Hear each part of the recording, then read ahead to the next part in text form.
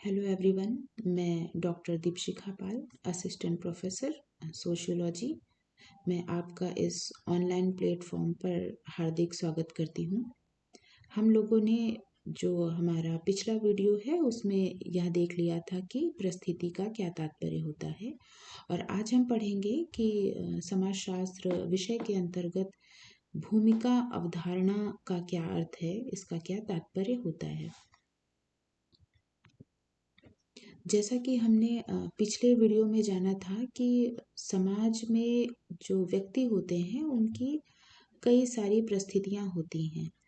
तो जो व्यक्ति है उसकी जो परिस्थितियां हैं उन परिस्थितियों से जुड़ी हुई कुछ भूमिकाएं होती हैं। इसको मैंने ये जो स्लाइड है इसमें दो उदाहरणों के माध्यम से समझाया है। देखिए, ये आपको दिख रहे होंगे, एक शिक्षक है ना। तो ये जो शिक्षक हैं, इनकी जो परिस्थिति है वो क्या है, शिक्षक की। तो एज अ शिक्षक या एज अ टीचर इनको विभिन्न भूमिकाओं का निर्वहन करना पड़ता है। अर्थात इनकी जो परिस्थिति है, इनकी परिस्थिति के अनुरूप समाज द्वारा इनसे कुछ जो भूमिकाएं हैं या कुछ जो कार्य हैं उनकी अपेक्षा की जाती है। वो कौन कौन से कार्य हैं, जैसे कि टीचिंग। यदि कोई एक शिक्षक है तो उसका क्या कार्य है, शिक्षा प्रदान करना या टीचिंग करना, पढ़ाना। ठीक है। उसके बाद पढ़ाने के साथ साथ उसे, जो टीचर है, ऐसा नहीं है कि उसे सिर्फ पढ़ाने का ही कार्य करना पड़ता है, उससे इसके अलावा विभिन्न कार्य करने पड़ते हैं, जो कि मैंने यहाँ पे कुछ एनलिस्ट किए हैं। जैसे कि क्या करना पड़ता है, पहला तो उसे पढ़ाना पड़ता है। दूसरा, उसे लेक्चर रजिस्टर मेंटेन करना पड़ता है कि ताकि उसमें ये डिटेल रहे कि कितने स्टूडेंट्स ने लेक्चर अटेंड किया था, है ना। इसके साथ साथ जो कॉलेज में को करिकुलर एक्टिविटीज़ होती हैं उसको कराना पड़ता है, ऑर्गेनाइज कराना पड़ता है। इसके साथ साथ एग्जामिनेशन की जो ड्यूटीज़ हैं उन्हें करना पड़ता है, और इवेल्युएशन का कार्य करना पड़ता है, जो जिसे अगर हम हिंदी में कहें तो मूल्यांकन का कार्य। अब एग्ज़ाम हुआ है तो मूल्यांकन भी होगा, है ना, क्योंकि बिना मूल्यांकन के तो रिजल्ट आएगा नहीं, है ना। और फिर रिजल्ट बनाने का भी काम जो है वो शिक्षकों के द्वारा किया जाता है। तो ये कुछ कार्य हैं जो मैंने लिखा है, और जो शिक्षक है वो उसके और भी कई कार्य होते हैं। तो ये सारे जो जो कार्य मैंने लिखे हैं, तो ये जो एक शिक्षक की परिस्थिति है उससे अपेक्षा की जाती है। तो इसीलिए इसे क्या कहा जाता है, इसे कहा जाता है भूमिकाएं। तो ये जो है ये एक शिक्षक की भूमिकाएं हैं। और जब किसी परिस्थिति से जुड़ी हुई विभिन्न भूमिकाओं को हम एक साथ देखते हैं तो उसे क्या कहा जाता है, उसे कहा जाता है रोल सेट या भूमिका पुंज, है ना। तो ये एक महत्वपूर्ण अवधारणा है भूमिका पुंज की। कई बार प्रतियोगी परीक्षाओं में पूछा भी जा चुका है कि भूमिका पुंज का क्या तात्पर्य होता है। तो भूमिका पुंज का तात्पर्य होता है कि किसी भी एक विशेष परिस्थिति से जुड़ी हुई जो विभिन्न भूमिकाएं हैं, है ना, उनको जब हम एक साथ एक रूप में देखते हैं तब उसे हम भूमिका पुंज कहते हैं। दूसरा उदाहरण देख लेते हैं। दूसरा उदाहरण देखिए, मैंने अभी टीचर का उदाहरण दिया था तो इसीलिए दूसरा उदाहरण मैंने स्टूडेंट्स का दिया। ठीक। अब यदि मान लीजिए आपकी परिस्थिति एक स्टूडेंट की है, ठीक है। तो एज अ स्टूडेंट आपको कई सारे जो समाज है आपसे आपसे जो व्यवहार की जो अपेक्षा रखता है वो कई सारे हैं। जैसे कि लर्निंग, मतलब आप अच्छे से सीखें। अगर आप एक छात्र हैं या छात्रा हैं तो आपकी जो सबसे महत्वपूर्ण भूमिका है वो यही है कि आप सीखें जो आपको क्लास में पढ़ाया जा रहा है। उसके बाद आपकी अटेंडेंस, है ना। फिर क्या है, प्रिपेयर नोट्स, आप अच्छे से नोट्स भी बनाएं, और जो होमवर्क दिया जाता है उसे भी करें। उसके साथ साथ जो एग्जामिनेशन होता है उसमें भी आपकी क्या है, आपकी भूमिका है कि आपको पता हो कि आपका एग्जाम कब होना है, आपका जो एडमिट कार्ड है उसे डाउनलोड करना है, एग्जामिनेशन के समय टाइम से आना है, और जो भी एग्जामिनेशन के रूल हैं उनको उसे फॉलो करना है। उसके साथ साथ ओबे ओबे मतलब अपने आपका आप चूंकि आप अभी स्टूडेंट के उसमें परिस्थिति में है, तो आपके जो टीचर आपको जो आज्ञा देते हैं या जो आपके महाविद्यालय स्तर पर आपको जो निर्देश दिए जाते हैं आपको उनका पालन करना चाहिए। तो ये जो भूमिकाएं हैं ये किस परिस्थिति से संबंधित हैं, ये एक छात्र या छात्रा की परिस्थिति से संबंधित है। तो इसीलिए ये वाली जो भी भूमिकाएं हैं ये क्या है, ये रोल सेट है किस परिस्थिति के लिए, एक छात्र की या छात्रा, है ना, स्टूडेंट की जो परिस्थिति है उसके लिए। ठीक है। तो देखिए एक और महत्वपूर्ण बात है, न्यूकॉम्ब जो कि एक विचारक है, इन्होंने बताया है कि न्यूकॉम्ब ने अपेक्षित या आदर्श और वास्तविक व्यवहार के अंतर को स्पष्ट किया है। अब देखिए ये जो भूमिकाएं हैं, जो भूमिकाएं होती हैं उनका तात्पर्य यह होता है कि कोई भी विशेष परिस्थिति, उस परिस्थिति से संबंधित जिस व्यवहार को समाज द्वारा अपेक्षा की जाती है, मतलब कि एक शिक्षक को ये कार्य करने चाहिए या एक स्टूडेंट को ये कार्य करने चाहिए, तो उसको हम क्या कहते हैं, अपेक्षित या आदर्श व्यवहार, आदर्श भूमिका या आदर्श व्यवहार, जो कि न्यूकॉम्ब बता रहे हैं, ठीक है। लेकिन ऐसा आवश्यक तो नहीं है कि समाज द्वारा जो अपेक्षा की जाती है वही व्यवहार वास्तव में किया जाए, है ना। तो वास्तविक व्यवहार और आदर्श व्यवहार में अंतर होता है। तो वास्तविक व्यवहार में जैसे कि अभी मैंने बताया कि एक जो स्टूडेंट है उसका काम क्या है, उसका काम है कि अटेंडेंस, नोट्स प्रिपेयर करना, होमवर्क करना, लेकिन कोई ज़रूरी नहीं है कि वास्तव में वो जो स्टूडेंट्स हैं सारे के सारे वो ये व्यवहार को करते ही हों, कि वो नोट्स बनाते ही हों या होमवर्क करके लाते हों, है ना। तो इस तरह से आप अंतर को समझ पा रहे होंगे कि जो अपेक्षित व्यवहार है वो क्या है और जो वास्तविक व्यवहार है वो क्या है, दोनों में डिफरेंस है। और भूमिका किसे कहा जाता है, जो अपेक्षित व्यवहार है, ठीक है। उसके बाद आइए, उसके बाद कुछ परिभाषाएं मैंने यहाँ पर लिखी हैं जो कि बहुत ही इंपॉर्टेंट हैं और विभिन्न प्रतियोगी परीक्षाओं में पूछी भी जा चुकी हैं। तो पहली परिभाषा है राल्फ लिंटन की। राल्फ लिंटन क्या कहते हैं कि भूमिका परिस्थिति का एक गत्यात्मक पहलू है। फिर दूसरी परिभाषा है ब्रूम एवं सेल्जनिक की। ये कहते हैं कि इसे व्यवहार के ऐसे प्रतिमान के रूप में परिभाषित किया जा सकता है जो विशिष्ट सामाजिक पद से जुड़ा होता है। फिर वीर स्ट्रीट के अनुसार ये कहते हैं कि भूमिका वही है जो व्यक्ति एक परिस्थिति विशेष में रहकर करता है। इलियट एवं मेरिल के अनुसार ये कहते हैं कि भूमिका एक पद के परिणाम स्वरूप अदा किया जाने वाले व्यवहार का एक हिस्सा है। आप देख रहे होंगे ये सारी जो परिभाषाएं हैं ये उसी बात को बस अपने अपने अलग अलग शब्दों में व्यक्त कर रही हैं जो अभी मैंने आपको ऊपर समझाया है ना, पहले वाली जो पिछली स्लाइड्स है उसमें जो समझाया है। फिर देखिए भूमिका से संबंधित कुछ महत्वपूर्ण अवधारणाएं हैं, जैसे कि भूमिका ग्रहण या रोल टेकिंग, ठीक है।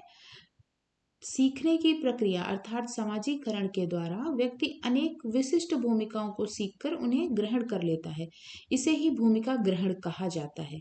इसे कुछ ऐसे समझेंगे कि मान लीजिए आप आप किसी आप किसी बच्चे की पेरेंट्स हैं, ठीक है, आप या तो माता हैं या पिता हैं।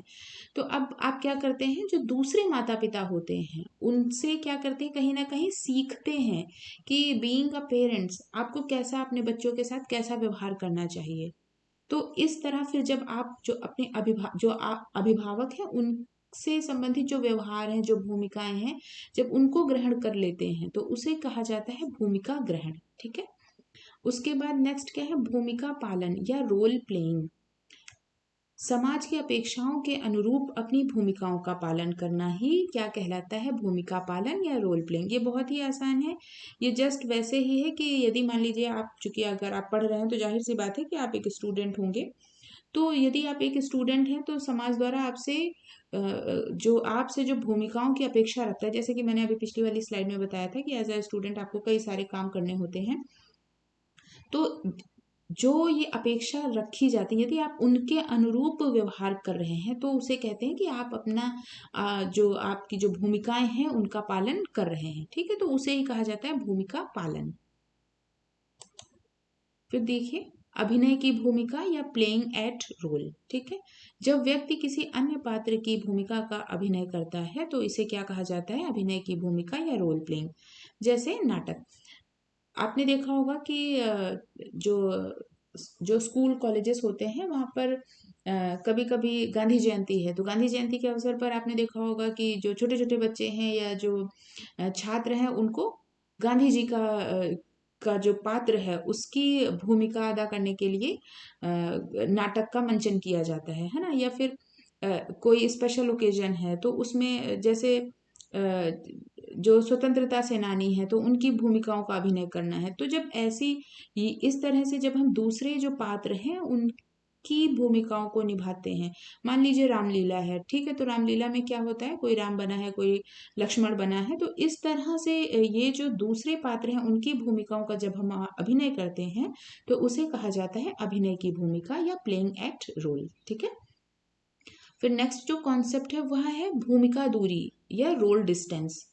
तो ये जो रोल डिस्टेंस की अवधारणा है ये 1961 में इरविंग गॉफमैन के द्वारा दी गई थी। ठीक है, अब देखिए ये जो भूमिका दूरी की अवधारणा है ये क्या है। समाज में रहते हुए व्यक्ति को विभिन्न भूमिकाओं का निर्वहन करना होता है। कभी कभी व्यक्ति किसी विशेष प्रकार की भूमिका को निभाने में रुचि नहीं लेता है। यह क्षणिक होता है। यह आवश्यक नहीं है कि व्यक्ति स्थायी तौर पर उस भूमिका को निभाना नहीं चाहता है। फॉर एग्जाम्पल, मान लीजिए आप एक स्टूडेंट हैं, ठीक है, और स्टूडेंट के साथ साथ आप किसी की संतान भी हैं, और हो सकता है आप मैरिड हैं, ठीक है, तो आपकी अपनी संतान भी हो। तो कभी कभी क्या होता है, जब इतनी सारी भूमिकाओं का निर्वहन हमें एक साथ करना होता है तो कभी कभी जो जो कोई कोई भूमिका है उससे हम कहीं ना कहीं अलगाव महसूस करने लगते हैं। मान लीजिए आप यदि पेरेंट्स हैं, आपका बच्चा छोटा है, तो आप जो आपकी जो छात्र वाली या छात्रा वाली जो भूमिका है उनका निर्वहन कहीं ना कहीं आप करने में अपने आप को असक्षम पाएंगे। तो आपको लगेगा कि मतलब कुछ दिनों के लिए उससे हम दूरी बनाकर रखें, है ना, ताकि हम जो जो हमारे जो बच्चा है हम उसकी केयर अच्छे से कर सकें। ठीक है, उसके बाद क्या है, भूमिका तनाव एवं भूमिका द्वंद्व या संघर्ष, role strain and role conflict.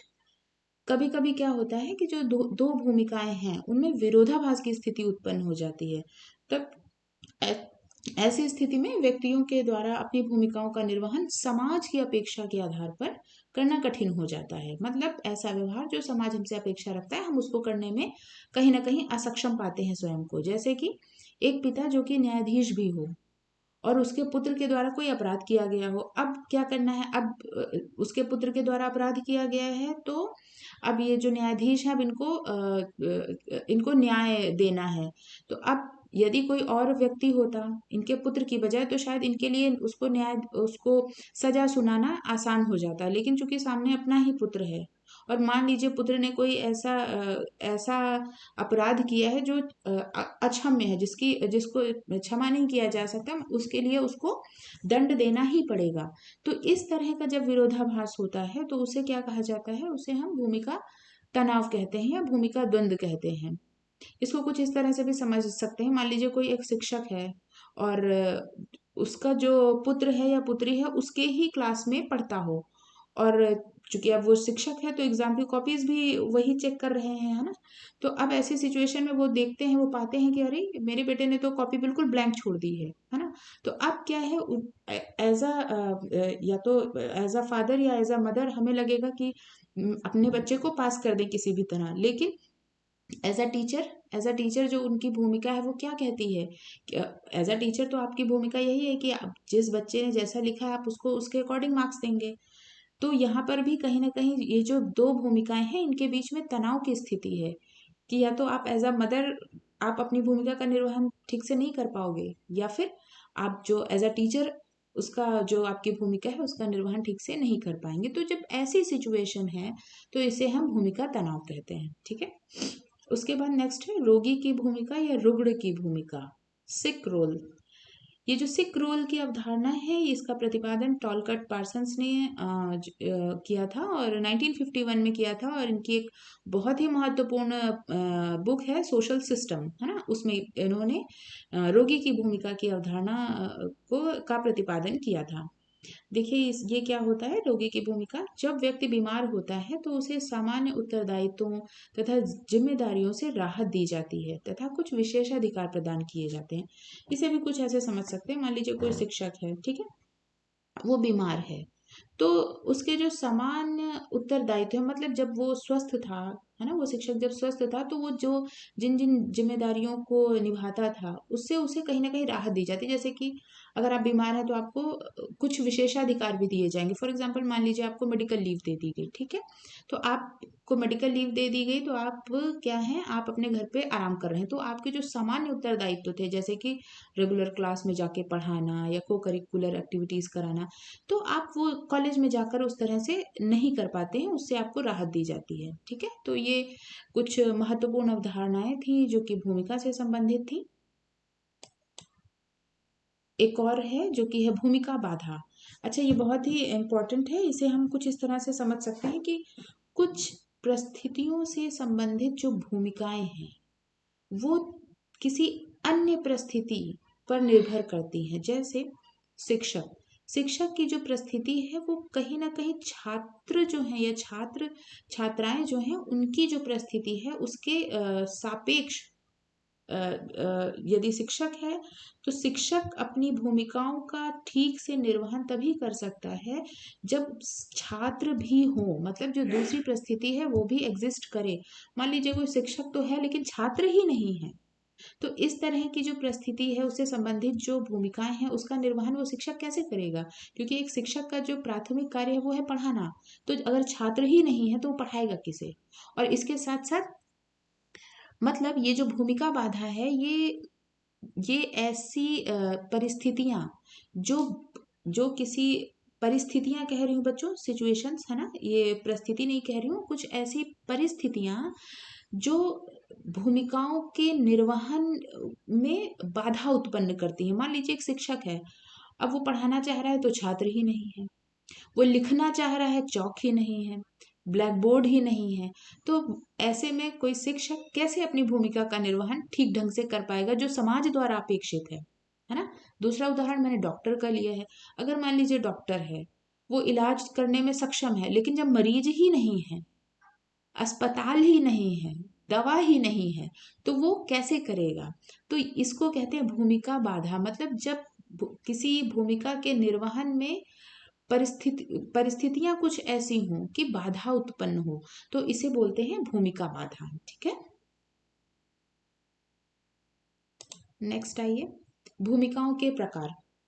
Ralph Linton ने भूमिकाओं के दो प्रकार बताए हैं, पहला प्रदत्त भूमिका और दूसरा अर्जित भूमिका। राल्फ लिंटन ने, इनकी जो बुक है द स्टडी ऑफ मैन, है ना, जो पिछला वाला वीडियो है जब हमने स्टेटस पढ़ा था तो वहां देखा था, तो इन्होंने स्टेटस के भी दो प्रकार बताए थे। कौन से? प्रदत्त परिस्थिति और अर्जित परिस्थिति। तो जो प्रदत्त परिस्थितियां हैं उनसे संबंधित जो भूमिकाएं होंगी वो क्या होंगी, वो होंगी प्रदत्त भूमिकाएं। और जो अर्जित परिस्थितियां होती हैं उससे संबंधित जो भूमिकाएं होती हैं वो क्या होती हैं, जो अर्जित परिस्थितियां हैं उससे संबंधित जो भूमिकाएं हैं वो होंगी अर्जित भूमिकाएं। ठीक है, बात समझ गए। फॉर एग्जाम्पल प्रदत्त, जैसे मैंने क्या बताया था, जो प्रदत्त परिस्थिति है उसमें उदाहरण दिया था जाति का। ठीक है, तो एक जाति से संबंधित जो भी व्यवहार आपसे समाज द्वारा अपेक्षित है, मतलब जो जाति से संबंधित भूमिकाएं हैं, है ना, उनको क्या कहेंगे, प्रदत्त भूमिकाएं। और इसी तरह से जो अर्जित भूमिकाएं, मान लीजिए आपने अपनी योग्यता कुशलता के बलबूते आप टीचर बन गए या डॉक्टर बन गए या इंजीनियर बन गए, तो एक टीचर के रूप में, एक डॉक्टर के रूप में, एक इंजीनियर के रूप में आपकी जो भूमिकाएं हैं, है ना, उसको कहा जाएगा अर्जित भूमिका। इसी तरह से एक और विचारक हैं SF नाइडल। SF नाइडल क्या कहते हैं, इन्होंने भूमिकाओं के दो प्रकार इन्होंने भी बताए हैं। कौन सी? पहला बताया इन्होंने संबंधात्मक भूमिका। ठीक है, तो ये ऐसी भूमिकाएं हैं जो किसी दूसरी परिस्थिति के सापेक्ष ही एग्जिस्ट करती हैं, है ना। मान लीजिए जैसे कि मैंने उदाहरण लिखा है पति और पत्नी, तो ये दो स्टेटस हैं, एक तो पति का स्टेटस है, दूसरा पत्नी का स्टेटस है। तो पति के रूप में जो भूमिकाएं हैं वो आप तभी निभा पाएंगे जब आपके पास पत्नी होगी, है ना, और ये वाइसी वर्सा रहेगा दोनों में। और इसी तरह से डॉक्टर और मरीज की भूमिका, मतलब ये दोनों संबंधात्मक हैं आपस में। जैसे डॉक्टर और मरीज का एग्जाम्पल मैंने पिछली स्लाइड में भी आपको बताया कि डॉक्टर के अभाव में, मरीज के अभाव में डॉक्टर का कोई महत्व नहीं है, है ना।